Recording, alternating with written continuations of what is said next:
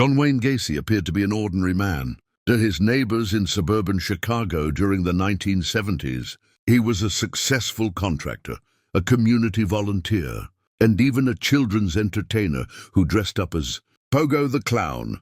He hosted block parties, smiled in photographs, and shook hands with local politicians. Behind this mask of normality, however, lived one of the most prolific and disturbing serial killers in American history.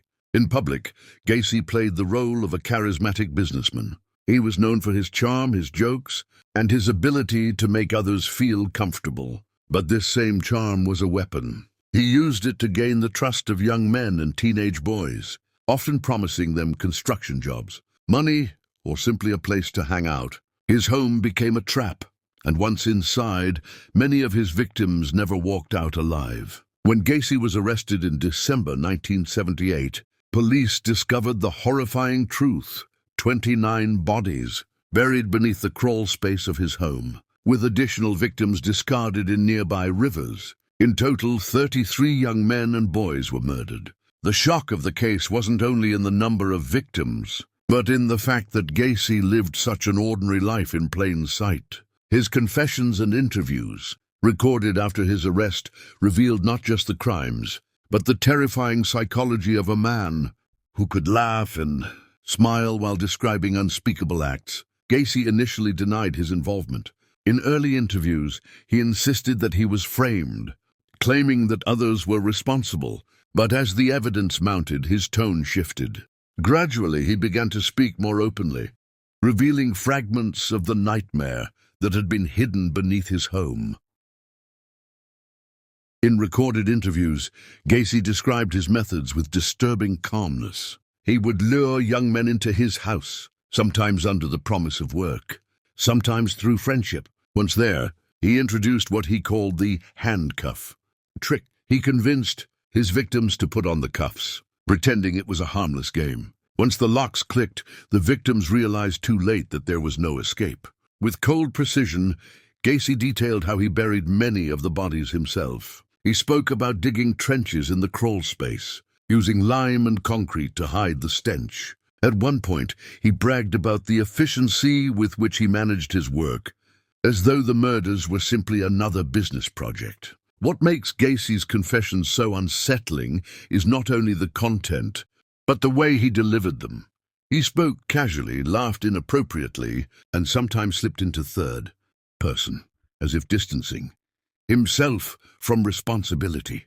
At times, he blamed an alternate personality, or hinted that others had committed some of the murders. Detectives, however, saw through the manipulation.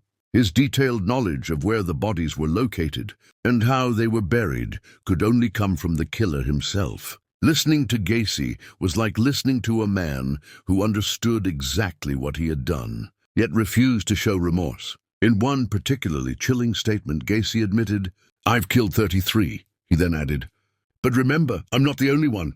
There are others out there like me." This suggestion, half warning and half boast, left investigators shaken. Even when confronted with overwhelming evidence, Gacy tried to control the narrative. He portrayed himself as a victim, a misunderstood man, or even a scapegoat. But his words betrayed him. The way he described the killings, organized, calculated, and deliberate, revealed the true nature of the man behind the clown mask. After his conviction in 1980, John Wayne Gacy was sentenced to death. Yet even behind bars, he continued to seek attention. He gave interviews to journalists, sold disturbing clown paintings, and maintained a public presence. Some people even bought his artwork, fascinated and horrified by the signature of a killer. In prison, Gacy never fully admitted guilt in the way victims' families hoped for. Instead, he mixed denial with confession, often contradicting himself. At times, he described his crimes in detail. At other times, he insisted he was innocent. This constant manipulation showed that even in captivity, Gacy wanted control. His final years were marked by bizarre public statements. He commented on politics, gave advice about law enforcement, and insisted he was the target of a conspiracy.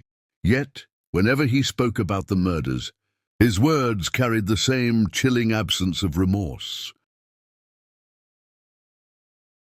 On May 10, 1994, John Wayne Gacy was executed by lethal injection. His last words were defiant and cruel. "Kiss my ass." To the end, he refused to show regret or empathy for the lives he had destroyed. The legacy of Gacy's interviews and confessions remains powerful. They provide a rare and disturbing window into the mind of a serial killer who lived a double life. A man who could entertain children as a clown, then return home to commit unspeakable crimes.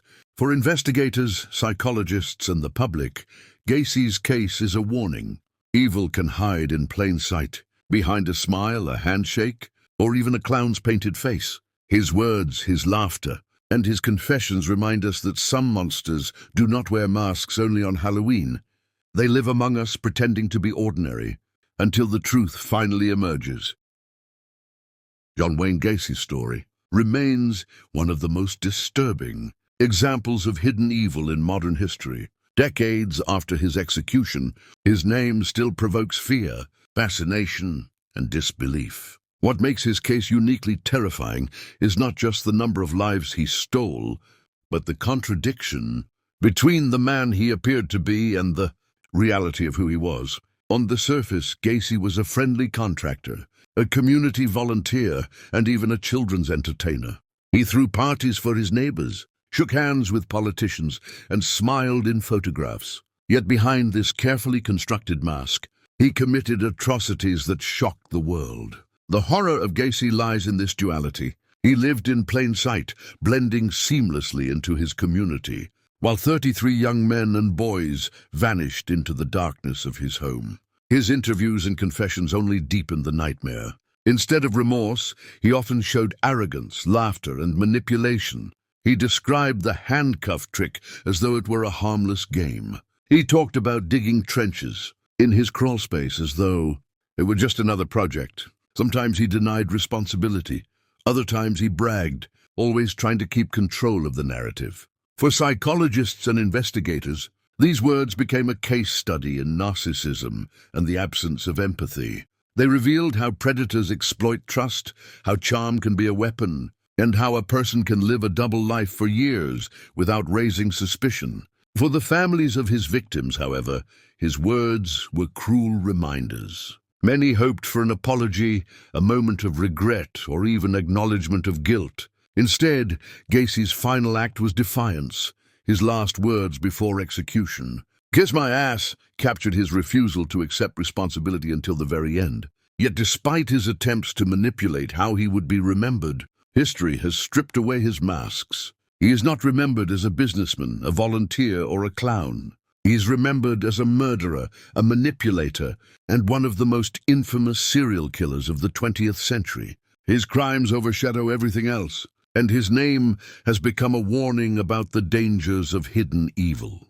Today, Gacy's story is retold in documentaries, classrooms, and books, not to glorify his crimes, but to learn from them. It reminds us that monsters do not always look like monsters. They may smile, wear costumes, host parties, and pretend to be ordinary. But behind the mask, there can be unimaginable darkness. The legacy of John Wayne Gacy is more than just the 33 lives he took. It is the permanent warning his story leaves behind, that appearances can deceive, that vigilance is necessary, and that evil often hides where we least expect it. His chilling confessions remain echoes of cruelty and arrogance, forcing us to face an uncomfortable truth. Behind every smile, handshake, or painted clown face, there may be something far darker waiting in the shadows.